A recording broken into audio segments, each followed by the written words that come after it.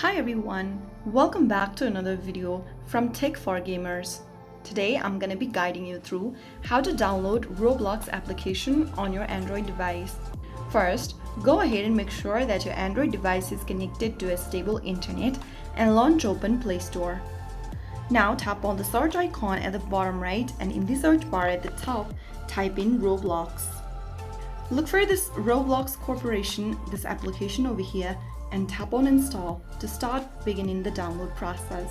Wait for a couple of minutes and you will then be able to download the app on your device. Once the application is installed, tap on the play button to open up the Roblox app on your Android device. If you are new on Roblox, you can tap on create account and fill in your details. If you already have an account, you can tap on sign in and enter your username and password.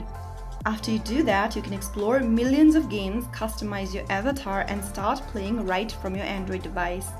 And that's it. Roblox is now ready to play. Go create, play, and explore.